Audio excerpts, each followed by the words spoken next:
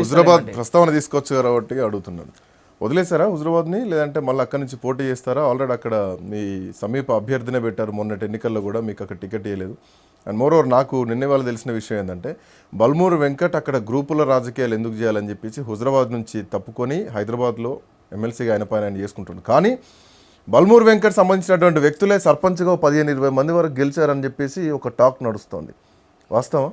హుజరాబాద్ కాన్స్టిట్యున్సీలో నేను 2 సంవత్సరాలు ముఖ్యమంత్రి గారు నన్ను పిలిచి ఆ రోజు పీసీసీ అధ్యక్షునిగా ఉన్న రేవంత్ రెడ్డి గారు, సిఎల్పీ నాయకులుగా ఉన్న బట్టి విక్రమార్క గారు, మా జిల్లా నాయకులు పెద్దలు శ్రీధర్ బాబు గారు, పొన్నం ప్రభాకర్ గారు, దామోదర్ రాజనరసింహ గారు అందరూ పిలిచి పార్టీకి అక్కడ నీ అవసరం ఉంది, నువ్వు నిలబడాలి పార్టీ కోసం అంటే అది నేను అదృష్టంగా భావించిన. పార్టీ నా అవసరం ఉంది అని పార్టీ నన్ను అడిగింది అని దాన్ని నేను అదృష్టంగా భావించి ఏది ఉన్నా కూడా నేను ఏ రకంగా హుజరాబాద్ ఎన్నికల్లో పోరాటం చేసినా, ఏ రకంగా నేను కష్టపడ్డా, ఏ రకంగా నేను తిరిగినా, ఏ రకంగా నేను అక్కడ తాపత్రయపడ్డా అది ప్రజలందరూ చూసిరు. యావత్ తెలంగాణ రాష్ట్రం అందరూ కూడా దాన్ని గమనించారు. ముఖ్యంగా మీరు కూడా ఆ రోజు అక్కడ ప్రత్యక్షంగా మీరు ఆ ఎన్నికల్లో పర్సనల్గా మీరు కూడా చూసిరు కాబట్టి మీకు తెలుసు.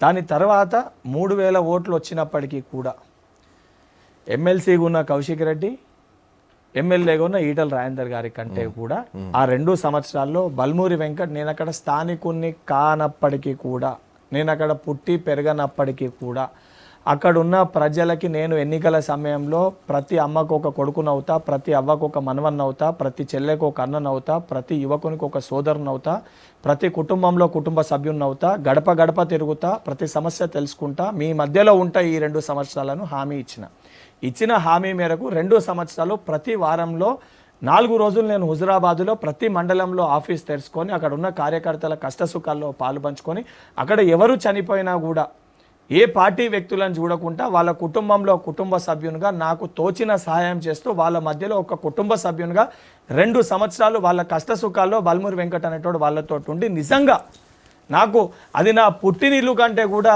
సాన్నిహిత్యంగా నా కుటుంబ సభ్యుల లెక్క ఆ నియోజకవర్గం నాకు మనసుకు అంత దగ్గరైన నియోజకవర్గం హుజరాబాద్ నియోజకవర్గం. అక్కడ కార్యకర్తలందరూ కూడా అక్కడ ఉన్న వాళ్ళందరినీ కూడా అన్న, వదినే, చెల్లె, బాబాయ్ అని చెప్పి వరుసలతో అక్కడ ఉన్న మా కార్యకర్తల్ని అక్కడ ఉన్న ప్రజలతోటి పిలిచేంత సాన్నిహిత్యం నాకు ఉన్న హుజరాబాద్ నియోజకవర్గ ప్రజలతో ఉంది. ఈ రోజు కూడా నేను హుజరాబాద్ నియోజకవర్గ పక్కనకి వెళ్ళినా అక్కడికి వెళ్ళినా ఏ సందర్భమైనా, ఎవరింట్లో శుభకార్యమైనా, ఎవరింట్లో ఎవరైనా చనిపోయినా, వాళ్ళకి ఏ కష్టం ఉన్నా కష్ట సుఖాల్లో నేను అక్కడ కాన్స్టిట్యున్సీ బాధ్యున్నా, నేను ఇన్ఛార్జ్నా, నేను ఎమ్మెల్సీ అని పక్కన పెడితే నేను వాళ్ళ కుటుంబంలో కుటుంబ సభ్యున్ననే ఒక ఆలోచనతోటే నేను ఆ హుజరాబాద్ నియోజకవర్గాన్ని దృష్టిలో పెట్టుకొని నేను పనిచేయడం జరుగుతుంది. సరే పార్టీ దాని తర్వాత మొన్న నాకు ఎమ్మెల్సీ ఇచ్చి హైదరాబాద్ పరిధిలో ఇక్కడ అవసరం ఉంది, ఇక్కడ నువ్వు పని చేయాలంటే పని చేసిన. దానికంటే ముందు నేను పెద్దపల్లికి వెళ్ళి టికెట్ ఆశించిన.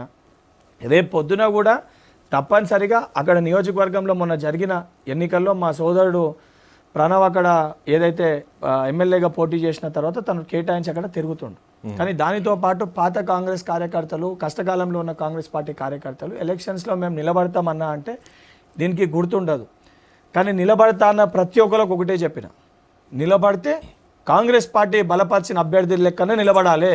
మనము ఇండిపెండెంట్ లెక్క నిలబడి లేదా మనం ఇతర పార్టీలకే నిలబడితే నేను ఎటువంటి పరిస్థితుల్లో నేను ఆ గ్రామంలో ఉన్న నా వ్యక్తులకి నేను చెప్పను అని చెప్పినా నిలబడ్డరు. నిలబడ్డ దాంట్లో గెలిచిన 30కి 30 మంది, ఏదైతే గెలిచిన 30కి 30 మంది కాంగ్రెస్ పార్టీలు ఉన్న, కాంగ్రెస్ పార్టీ బలపరిస్తే గెలిచిన ప్రతి ఒక్కరు కూడా మా పార్టీ వ్యక్తులే. వాళ్ళందరూ కూడా వాళ్ళ వ్యక్తులతో పాటు బల్మూరు వ్యక్తుల బల్మూరి వెంకట్ అంటేనే కాంగ్రెస్ పార్టీ, కాంగ్రెస్ పార్టీ అంటేనే బల్మూరి వెంకట్. వ్యక్తిగతంగా బల్మూరి వెంకట్ మనుషులు హుజరాబాద్ నియోజకవర్గంలో గెలిచారు, పార్టీ గుర్తు మీదనే గెలిచారు కావచ్చు బహుశా. శ్రీకాంత్ భాయ్, నాకు పడని వ్యక్తులు కూడా అక్కడ ఎవరైనా గెలిచినా, నాకు పడని వ్యక్తులు అంటే నాకు పడని వ్యక్తులు ఇన్ ద సెన్స్ నేను వస్తే నా దగ్గర రాక, పడని వ్యక్తులు అంటే నాకు వాళ్ళకేమి భూమి పంచాయతీ లేదు, నాకు వాళ్ళకేమి ఇంటి పంచాయతీ లేదు, నా దగ్గర రాక లేదా ఇతర కారణాలతోటి నా దగ్గర నేనంటే నచ్చనోళ్ళు కూడా పోటీ చేస్తుండ్రు. అన్న కష్టం ఉందనంటే నాతో అయింది నేను వాళ్ళకి చేసినాను, నేను వాళ్ళతో మాట్లాడే ప్రయత్నం చేసినాను. ఓడిపోయిన వాళ్ళతో కూడా నేను మాట్లాడి నేను ఉన్నలే మీరేం అధైర్య పడకండి అని చెప్పి ఒక ధైర్యాన్ని ఇచ్చే ప్రయత్నం చేసినాను. కేవలం దానితో పాటు ఇతర పార్టీలో గెలిచిన వాళ్ళు కూడా ఆడున్నోళ్ళు కూడా వాళ్ళ నియోజకవర్గ సంబంధించి ఆ 2 సంవత్సరాల్లో ఏదో సందర్భంలో ఏదో విషయంలో నాతో మాట్లాడిన వ్యక్తులే. వాళ్ళందరూ కూడా సరే పార్టీలో వేరున్న బల్మూరి వెంకట్ అంటే వ్యక్తిగతంగా వాళ్ళందరూ కూడా నన్ను ఇష్టపడతారు. మీకు సంబంధించినటువంటి అభ్యర్థి